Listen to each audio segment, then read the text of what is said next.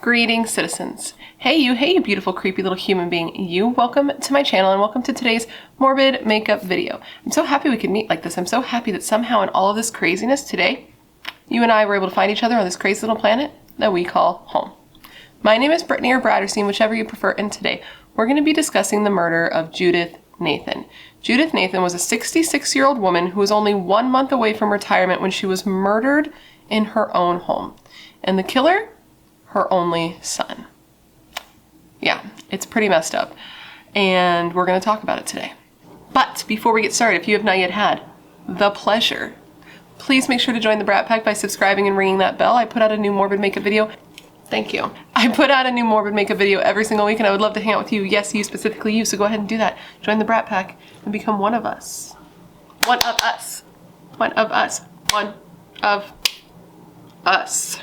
Don't know what that one was today. And also if you want to follow me on Instagram and Twitter, they're both Bratterstein too. So anyway. Okay, now that we're done with that pesky but totally necessary self-promotion, we can get into this video. Now, this video was another subscriber suggestion. This video was sent to me by Miss Erin. Hello, Miss Erin. Thank you for your suggestion. And this case is a bit of a different one for us. It's gonna be a bit of a special video. And I'm not saying that every single person, every victim we cover isn't special, but this woman, Judith Nathan, was actually a friend of Miss Erin. So this case is it's gonna hold a special weight and it's gonna hit the heart a little differently of one of our own in the Brat Pack. So if you could please be kind in the comments, maybe leave some support down below for Erin, say hello, start a conversation, because losing a person that you care about is very hard. If you've never gone through it, especially when it comes to something like murder, if you've never gone through it, it's an incredibly difficult thing to deal with. So let's just be very kind and loving down below and keep in mind that this is one of the Brat Pack. This was her friend and she is now gone. And we're gonna talk about that now today. With that said, come, gather around and let me tell you the story of the tragic murder of Judith Nathan. We are now going to jump in our handy dandy time machine and we're going to head to Oroville, California in 2011. Oroville, California is in Northern California. It is between San Francisco and Chico, and it is about a week before Christmas when on December 20th, 2011, 66-year-old Judith Nathan did not show up for work. Judith's adult son, Anthony David Yee, called into work and let them know that his mother was going to be sick and she wasn't going to make it that day. But when Judith still did not show up for work 2 days later, on Thursday, December 22nd, 2011, her friend and co-worker called the police. This friend thought it was very weird that Judith would miss work for more than 1 day. Judith had worked at Walgreens for, I think it was around 40 years, and she was a very reliable person. She was only a month away from retirement. It wasn't like her to just no call, no show, fall off the earth. And when she found out that it was Judith's son, Anthony, who had called in sick for her, she found this to be particularly weird because, you see, Judith's son, Anthony, had just been paroled from San Quentin State Prison. San Quentin Prison, and Judith had expressed fear of her son. She was not excited about him getting out. She was not excited about the idea of him showing up at her house, and she had told her friends that he was not welcome in her home. So why would he be the one calling in sick for her?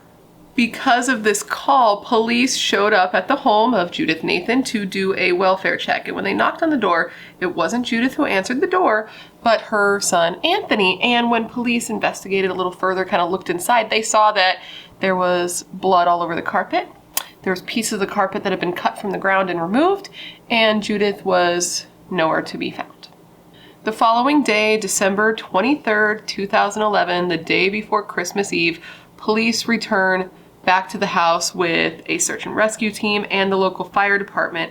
And this is when they opened up Judith's septic tank. Now, how they knew to open up the septic tank, I don't know. I couldn't find out if Anthony said that she was there, if he admitted what happened, but when they opened the septic tank, they found Judith freaking floating in a septic tank. She was deceased, obviously. She was wrapped in a comforter and tied up with rope and had weights attached to her body. When her body was examined, it appeared that 66-year-old Judith had been strangled and then beat in the head repeatedly with a hammer before she was put into the septic tank, her own septic tank. Now, who was Judith? Judith was a very dynamic woman. She was described as strong and determined and very strong-willed. She was the type of person who would tell you the truth even if it may hurt your feelings a little bit. She wouldn't try to hurt your feelings, but she was just honest to a fault, told you how it was, and was just a strong cookie. Judith had worked at Walgreens, which is a drugstore in California, for about 40 years, and in that time she had earned herself the position of assistant manager, and she had worked really hard. She was a reliable person, obviously, that's how she got that position, and she was looking forward to retiring in literally just a month. Though she was a native to San Francisco and the San Francisco area, she was still a very well-traveled woman. She tried to go on one vacation a year, oftentimes leaving the country, which is something that I would love to do in my life. And she was just a fun, worldly person. You know, she had been married before, but at the time that she inevitably died, she was single and she had one son, Anthony, a real winner. She was a happy woman, a funny woman, and a quirky woman who loved cartoons, specifically SpongeBob SquarePants and South Park, and she would always try to make her friends and coworkers laugh by doing impressions of the characters when she was around them. She just sounded like such a cool person to know. Like, I can imagine working with her and just having so much fun, and it sounds like anyone who knew her was lucky for it. And who dimmed this dynamic woman's light? Her only son.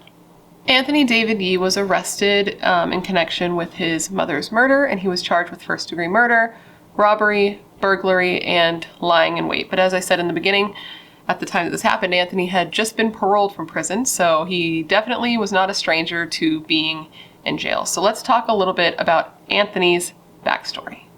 Anthony's attack on his mother was not his first violent crime. In 1990, Anthony was actually convicted of attempted murder after he pled guilty to those charges for assaulting a railroad worker, like, unprovoked. During the trial for this attempted murder, Anthony was actually found to be unfit to stand trial due to his mental capacity and his mental state. So he was actually sent to a state mental hospital. Couldn't think of that word for a second. And while there, they diagnosed him with paranoid schizophrenia, and a psychiatrist who examined him said that it was very important that in his life, Anthony stayed on his medication. This guilty verdict and his sentencing, however, ended up being overturned. He appealed and he won because apparently during his trial, he tried to change his plea from guilty to not guilty by reason of insanity, and they would not allow it. And the appeals court decided that because of how bad his mental state was at the time and the fact that he had been in a mental hospital, he should have been able to withdraw his plea. So they overturned the conviction and he ended up getting a new trial. So 5 years later, in 1995, after he had his second trial, he did end up being convicted again, and he was given at least one strike. And if you don't know what a strike is, in terms of being arrested and it being on your record, apparently you get 3 strikes and, like, you're out and you're not out, you're in jail, I believe, indefinitely, if I understand correctly. If you know better than me, please tell me, but that's what I believe, and he got 1 strike for this crime. Anthony was, like, a dangerous dude, and apparently this attack on the railway worker was, like, a pretty serious attack. So what had happened is that this railway worker, his name was Gary, he had just been walking, chilling, not killing, doing his own thing when he walked by Anthony, and Anthony saw him, and for no reason, unprovoked, he turned around, he started following him, he pulled a baseball bat from his bag and just started beating Gary in the head with it, like full swing. And people in the area saw it and they ran over to assist him, and when they ran over to assist Gary, Anthony split, but Gary was in such bad shape that I believe he had injuries that made it so he couldn't do his job anymore, and he was permanently blinded in his left eye. Apparently, Anthony had enlisted in the Marine Corps after high school, and that's where he was. He was still enlisted when he attacked Gary. He had been on an unauthorized leave, and he had told doctors that while he was at Camp Pendleton, he had thought about taking a gun and killing himself so he could be resurrected and change the world. Stable guy. Good guy. As I said before, Anthony had spent some time in a mental health facility, and it was while he was there that they really noticed how bad his delusions were, and he told doctors that he had started hearing voices and seeing things that weren't there when he was as young as 15 or 16 years old. According to Anthony, it got worse as he got older, and the voices started to tell him that he should kill himself and that he was hellbound. According to Anthony, even after being released from the hospital, he was still hearing voices, and he was hearing voices up until about 2005 and 2006. And as I said before, at the time of the murder, he had just been paroled. He had spent 11 months in jail for a prior parole violation, and now he had just been paroled again, let out on the street again, and given the opportunity to hurt somebody again. Now, what had happened that had prompted Anthony to do something so horrible to his own mother? Apparently, after being paroled, Anthony had gone to Judith's home hoping for a place to stay now that he was out of jail. And Judith said no. She didn't trust him. She was scared of him. She did not want him in her house. A day or two before the murder, a neighbor heard Anthony and Judith standing outside in the front yard arguing, and this fight ended in Anthony leaving, but he had made a plan for himself to return. On December 19th, 2011, Anthony returned to his mother's home late at night while she was not there, and hid in her bathroom and waited for her to come home from the store. I believe she was returning home from her job at Walgreens, and she was going to get home a little after midnight. When she arrived home from the store, this is when Anthony attacked her. He ambushed her, and he started to try to choke her with a nylon cord. And when she started to fight back, he then proceeded to beat her in the head with a hammer repeatedly. She then fell to the ground, and it took her 15 minutes to die. And he stood there and watched her. For 15 minutes, he just let her writhe there in pain and just watched her die. He then wrapped Judith's body in a comforter and tied her up to a wooden ladder, and then put her in the bed of her own truck and drove around trying to find a place where he could dispose of her body. But inevitably, he gave up, not finding a place that he liked, and he brought her back to her home. This man then stayed in the house with his mother's dead body, just chilling in the house with her dead, before he finally decided that he was going to put her in her septic tank, and he put her in the septic tank just days before the police would come and inevitably find her there. And isn't that just so fucked up? Like, he put her in a septic tank, his own mother. Do you know what a septic tank is? If you don't know what a septic tank is, not all houses have this, but it's basically what you would use instead of a sewer. It's a tank that's typically under your ground, and when you flush your toilet, all the contents go into the septic tank where they like dissolve and turn into a sludge. And this is where he put this poor woman who did nothing wrong to anyone. It's so gross, and it's so messed up. So Anthony is arrested, and the judge told him at his trial that he was in danger of either getting life in prison without the possibility of parole, or the death penalty based on the circumstances of his crime.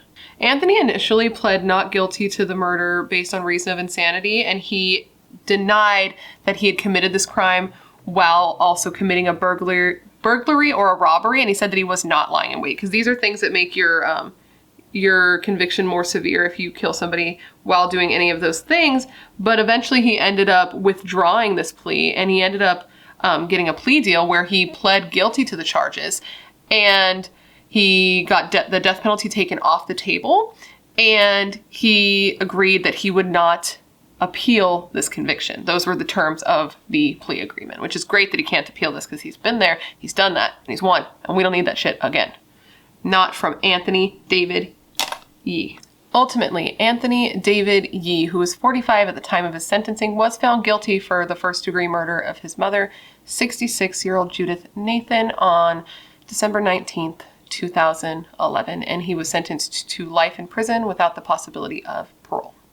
Okay, so something interesting in Anthony's case. So when he initially pled not guilty by reason of insanity, he was ordered to undergo a psychological evaluation to determine, his mental state, his mental capacity. They're not just going to be like, oh, you're crazy, cool. They got to look, oh, you're crazy, sexy, cool. They got to look into this claim and kind of determine where you're at. So he underwent a psychological evaluation, and let me tell you what this doctor said. So apparently when the doctor examined Anthony, he determined that Anthony was a big, fat, stupid fucking liar. Apparently he said that Anthony was faking his mental illness in order to strengthen his insanity plea. And that when he was diagnosed as schizophrenic before, he was likely only schizophrenic because of it being drug-induced because he no longer had any of these mental illness symptoms anymore, and schizophrenia doesn't just go away. So that is what the doctor thought, is that he had just been lying, and that last time he wasn't even really mentally ill. He had just been doing drugs. And it's not uncommon for somebody to do drugs and induce paranoid schizophrenia at all. The doctor also concluded that Anthony knew that what he was doing was wrong when he killed his mother. He was totally there mentally. So good try, Anthony. So why is this so interesting? So apparently during the trial, where's my blush brush? During the trial, the prosecution, let me backpedal a little bit. So because Anthony had withdrawn his not guilty by due of insanity plea, these records about his mental health had been sealed, okay? So during the case, the defense was like, okay, I want these records unsealed so that if any of the laws change in the future, because laws do change, Anthony cannot try to parole if the laws change. You know what I mean? Like, he can't be like, okay, now that the laws are different, I'm going to try to get out. He wanted this to be on record so if he ever did try to get out, they could look at it and be like, oh, this guy is a big, fat, stinking liar. But of course, the defense argued this. They wanted to withhold this information, and they said, you know, this evaluation was only done when my client said that he was not guilty. So now that he's withdrawn that plea, the determination from the doctor is essentially irrelevant. You know, he's doing the best he can. It's his job to try to defend his client, but ultimately the judge was like, nah, we need this on record, and he lifted the confidentiality. So even if the laws change in the future, Anthony's not getting out of there. So that's good. Well, I mean, I can't say he's not getting out of there, but if he tries to say that he was crazy like he did before, they'll be able to see that the doctor said, no, he's fucking not. When asked why Anthony did this to his mother, he said, and I quote here, "I was cold, I was hungry, and I wanted to be inside." He also, you know, took it upon himself to steal his mother's credit cards and debit cards, and he did try to use them at like a bank and a gas station, but both times he was unsuccessful. So, yeah. So he literally killed his mother for no reason. He took her life for a couple days of warmth. Right before Christmas, while she was just getting ready, you know, probably putting up her tree, it was the happiest time of the year, he literally broke into her house, hid and waited in her bathroom, and ambushed her after she came home exhausted from a long day of work. And that's just so, so sad to me. And that, my friends, is the story of the murder of Judith Nathan. What do you think? Do you believe that this man was mentally ill, or do you think that he was just a selfish asshole? I definitely think it's possible that he could have had a mental illness, don't get me wrong, but something about his story and the way he was described really makes me wonder if he had a drug issue. And if he did, then his paranoid delusions could definitely have been drug-induced. It's not at all uncommon for somebody who has like an underlying condition to exacerbate that condition by doing drugs. And if that's the case and that's what happened, then where does the blame fall? You know what I mean? Like, but with that said, the doctor who examined him said that he was just lying about it altogether. So I don't know, man. I don't know what I think here. Honestly, the fact that he lied in wait for her alone to me says that he knew what he was doing was wrong. And then like immediately after, like same night, just trying to dispose of her body. Like he knew what he was doing was wrong, and he knew that he needed to cover it up. And just the way he disposed of her body is so upsetting to me. Putting her in that septic tank was just like the ultimate fuck you to her, and it's so messed up, and no human being deserves to be disrespected that way in their final moments. Like, it's so horrible, and I'm just so sorry that that had to happen to her, because it's just so, it's like basically saying that she is just trash, like not worth anything. And I mean, obviously killing her says that as well, but the way you dispose of a person, sometimes when somebody feels bad about it, they cover the face, they try to, you know, you hear about that, but him, he's like, no, you can go where the shit goes. And that just makes me insane, because the shit here is you, Anthony David Yee. You are the shit. Not like the shit, but you are a piece of shit. Miss Erin, I hope that I did your friend's case justice. I really went and I looked as hard as I could to find all information that I could to put together the most comprehensive video. And I just want to thank you for kind of giving me some insight into your mentor and friend, because she sounded like a wonderful woman. But anyways, guys, that completes this video. I hope that it gave you all the information that you could want on this case. I know that it was a shorter video. Unfortunately, I mean, it's so sad. People die, people are murdered every day, and if they're not given the national attention and the media coverage, it's really difficult, and it can be very difficult to find all the information out there that you may want. But I definitely did my best here to try to make a video out of this case.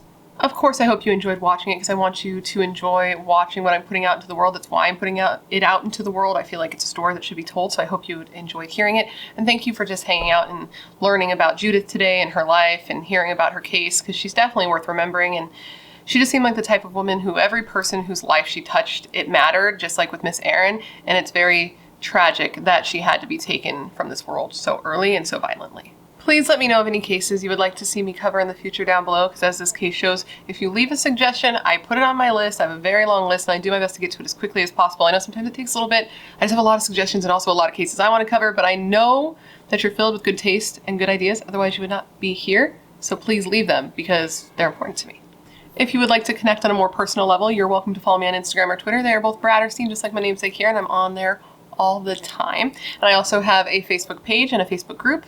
The page is BRATTERSTEIN, the group is Morbid Makeup True Crime. So if you want like updates, sneak peeks, just to hang out and say hi, those are the places. Those are the places that you want to go if those are the things you want from me. So, and with that said, I want to thank you for being here when you could literally be anywhere else in the world. That's tight, you're tight. Please stay safe and be better than you were yesterday, and I hope to see you in my next video.